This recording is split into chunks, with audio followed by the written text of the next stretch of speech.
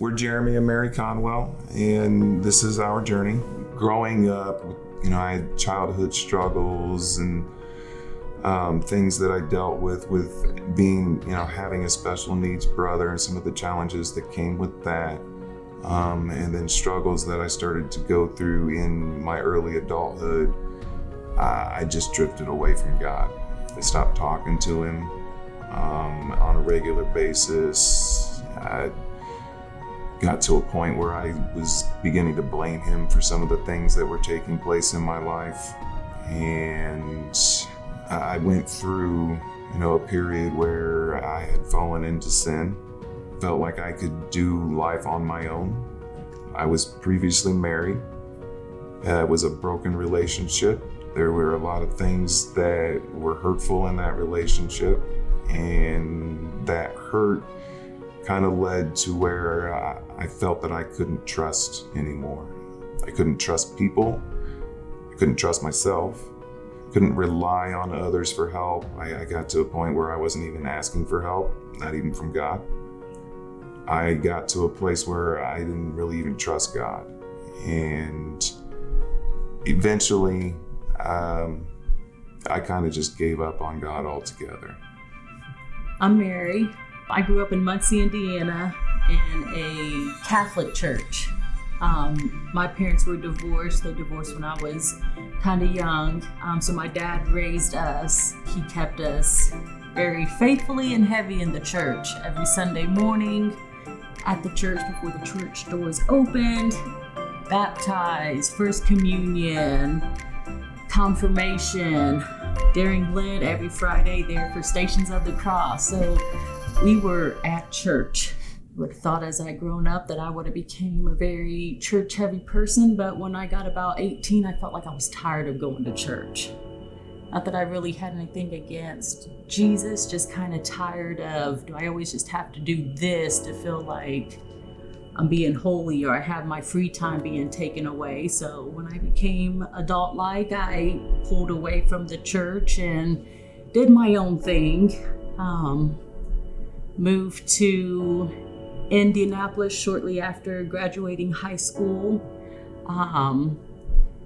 And shortly after I'd met my son's father, thought I could have a relationship with that one, and that one did not go good. And I had met Jeremey and felt like, take a little slower, and we was just living through life then. I stopped going to church, didn't feel like I really needed to go to church anymore. But then fast forward to when I was with Jeremey, my sister re-invited us back, and I wanted to go, and I was actually a little scared to ask him because I didn't want to ruin that relationship because he just kind of had that mindset too. And I was like, okay. I did ask him, and he actually said he would go. I remember saying to you, I will go because I want to support you, and I love you, and I will be by your side, but that I can't promise a coming to Jesus. And just so that you understand that I'm there for you. Just don't expect much because of where I was with God and how I felt. And I remember, we did go, and it was around then that we were really heavily helping out and taking care of our grandson. I remember at some point, everything had kind of just, the weight was too heavy, and I ended up going up to the altar. I think we both had gotten to the point, and you jumped on it first, and again it was another one of those where, well, if you're doing it, then I'm going to do it too, to support you. But I had my own reasons too. But you had decided that you wanted to be baptized. I wanted to re-surrender to God because I'd been baptized before, been through the whole growing up in the church, but being older, I got the new knowledge and personally, I just wanted to refine myself with God and do better and just try to wash away the anxieties we had been feeling for the past few months and everything going on with all of the storms and everything. And I just wanted to recommit to growing and learning again. So, and then it was just 3 days later. It's a really heartbreaking story out of Hendricks County after a traffic stop there leads to an infant's death and numerous injuries. This morning we've heard from the family in the car that caught fire. They tell us an infant girl has died and a 3-year-old boy is in critical condition. I was working from home that day. Mary had gotten the text about the car accident. I remember Mary running into the office, our office here at home, and the kids aren't coming. They were in a car accident. I remember racing to the hospital and crying out to God, God, we just gave our lives to you. Please don't take our baby. Please don't do this. Just repeatedly over and over again, God, please don't do this. Aries had been a daily and sometimes nightly part of our lives for the last 3 years. In many ways, Aries was like our own child. I didn't know what was going on. I remember that's all I remember about the drive, just crying out that we just gave our lives to you. What are you doing? So, and we got to the hospital. I remember he was hurt bad, but everything was just kind of empty. All we knew was that Aries was currently in a type of surgery, so that they could tell us more.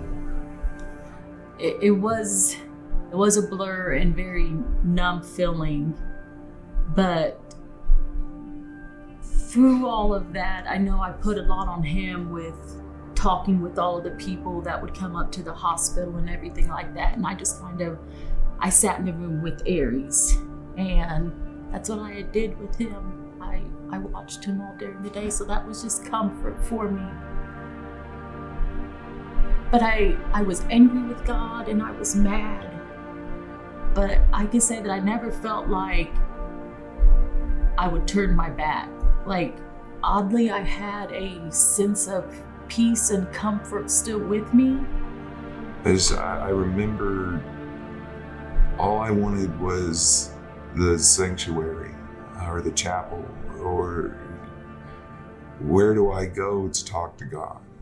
I remember sitting there and just remembering how new I was in my walk with Christ, and I didn't know how to pray. I didn't know what to pray.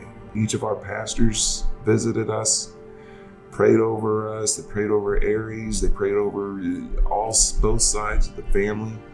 But I remember I was talking with Pastor Jeremey, and it was still kind of early on. We didn't really know a lot about Aries' injuries fully. We knew that there was gonna, depending on how the surgeries went to tell us how bad he was, there was gonna be cosmetic surgery needed. And I remember talking to Pastor Jeremey, just how beautiful Aries was. And but we're praying that, for God's divine healing, and he's gonna restore him to new. And Pastor Jeremey said, we're all praying for that. And then he kind of leaned in and he asked me, but what if he doesn't? And there was a Jeremey, myself, that I knew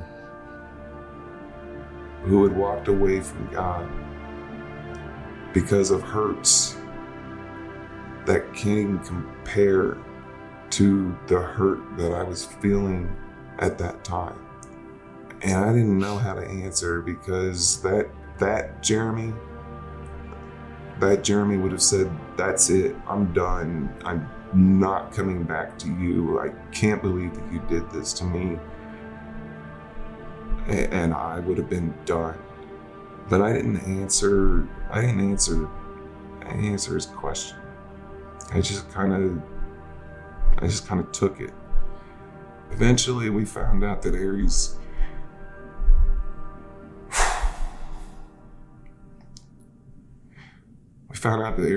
injuries were too extensive, and that we were going to have to let him go home to God.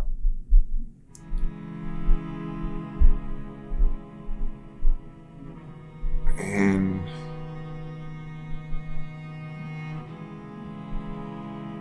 in that moment, I knew I could have turned away. I could have given up on God.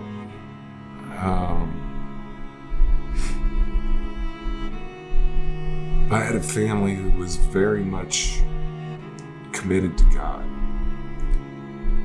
Mary and I had both made a very deep commitment to God on February 2nd. For me, it was the deepest commitment to God I had ever made. I was never baptized. I had never known God like that. And I remember thinking that I have my family's faith at stake here, because I can walk away, and I really don't know that there would have been very many people that would have blamed me. But I chose to keep my faith, and I chose to trust God. I chose to keep taking means to help my family go closer to God in these moments, because quite frankly, there was nobody else that was going to heal this but God. When I had heard the news, and I knew that it was going to be that last time seeing him, I know he would always be with me. And I just continue to want to give my heart to God, because I tell myself that, I will see you again one day. And I just always felt that just sense of comfort. It took a minute, but eventually both of us went back to serving. Mary serves at the kids' church. That's where she's always served. I serve on the media team. I could have walked away, and I could have taken my entire family with me. But Pastor Jeremy's what if question became an even if response for me. And out of all the little moments that the two of us share, that was my single moment. And I believe it was the moment that God knew I needed. With that single question, He'd given me a choice. You can stick with me, or you can walk away. I couldn't let go of His hand. I couldn't let go of God's hand. Even with everything that had happened and going on, I still enjoy being around all the little kids and the little babies, and it helps heal me, and it helps me feel better. And I feel like, Aries would still be proud that we're pushing through and we're doing it for him, as he was one of the motivators too, that, we're getting ready for church now. So I never felt like I wanted to leave, but I was mad and I was angry. But I prayed, and through it, I just know that he still gave me comfort. So I know there's some of you out there who are going through storms. You're going through hurt. You're questioning, where is God? You're questioning, can I trust God? I would say, even in those moments where you thought you were doing it on your own, you think you're doing it on your own, where you've given up on God. God hasn't given up on you. You're not doing it on your own. There's little moments that you don't see now that God is working. He's working in you. He's working on your circumstances. Seek God.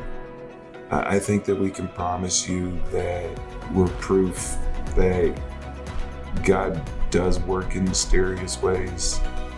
But don't give up on God. Just cling to Him, even if it's just by a thread of His garment. Hold on and stick with it. God will change you. God will change your circumstances. He will be with you.